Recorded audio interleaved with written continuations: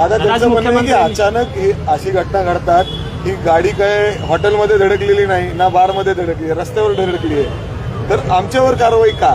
Illegal परवानग्या सगळ्या आहेत, पण ज्या पद्धतीने महानगरपालिका एक्साईज विभाग असेल, पोलीस असतील, तुम्हाला उद्याच्याला तुम्ही बार चालवत असाल तर त्याला काही नियम आहे.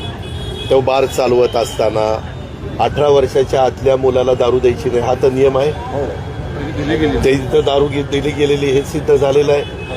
कशाला आता मला पंचनामा करायला लावतो? जे काही हे का कुणावरही आकस बुद्धीनं काही कारवाई होणार नाही. पण जे कोणी दोषी असतील ते किती मोठे असले, किती श्रीमंत असले, किती श्रीमंताच्या बापाचं पोरगा असलं तरी तिथं जी काही रितसर असेल ॲक्शन, कायदा हा श्रीमंतालाही सारखा, मध्यमवर्गीयाला सारखा, गरिबालाही सारखा, नियम सगळ्याला सारखे, त्याच पद्धतीनं ही कारवाई होणार आहे आणि ही कारवाई चाललेली आहे. नाही त्याच्यात तर मी वाचलं ते दंगेकर तर म्हणाले सीपीनीच हे केलं, पैसे घेतले. मी ते विचारलं सीपींना, ते म्हणले दादा आता सध्याचं एकदम वातावरण एकदम अशा पद्धतीनं कुणी जरी आरोप करायला लागलं तर त्यांना पण असं बिनबुडाचे आरोप करतात आणि केले असले तर पुरावे द्यावे लागतील.